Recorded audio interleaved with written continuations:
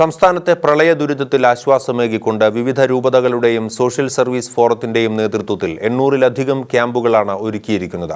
1 ലക്ഷത്തിലേറെ പേരാണ് ഇവിടെ കഴിയുന്നത്. കഴിഞ്ഞ വർഷത്തെ ദുരിതങ്ങളിൽ നിന്നും കരകയറുന്നതിനിടെയാണ് വീണ്ടും സംസ്ഥാനത്ത് കാലവർഷം പ്രളയ മഴയായി മാറിയത്. വീടും വീട്ടുപകരണങ്ങളും ഉപേക്ഷിച്ച് 2.5 ലക്ഷത്തിലേറെ പേരാണ് ഇപ്പോൾ ക്യാമ്പുകളിൽ കഴിയുന്നത്. ഇവർക്കായി കരുണയുടെ കരം നീട്ടുകയാണ് ക്രൈസ്തവ സഭയും സന്നദ്ധ സംഘടനകളും. കേരള സോഷ്യൽ സർവീസ് ഫോറത്തിന്റെ നേതൃത്വത്തിൽ 12 രൂപതകളിലായി ഇതിനകം 804 ക്യാമ്പുകൾക്കാണ് ക്രൈസ്തവ സ്ഥാപനങ്ങൾ തുറന്നു നൽകിയിരിക്കുന്നത്. ഇതിൽ 30,000-ലേറെ കുടുംബങ്ങളും 1,20,000-ലേറെ അംഗങ്ങളുമാണ് കഴിയുന്നത്. കോഴിക്കോടാണ് ഏറ്റവും കൂടുതൽ ക്യാമ്പുകൾ. ഇവിടെ 307 ക്യാമ്പുകളാണ് പ്രവർത്തിക്കുന്നത്. ബത്തേരിയിൽ 201 ക്യാമ്പുകളും പ്രവർത്തിക്കുന്നുണ്ട്.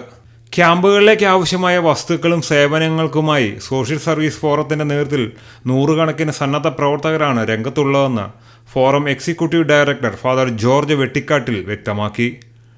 Shekinah news bureau, Thiruvananthapuram.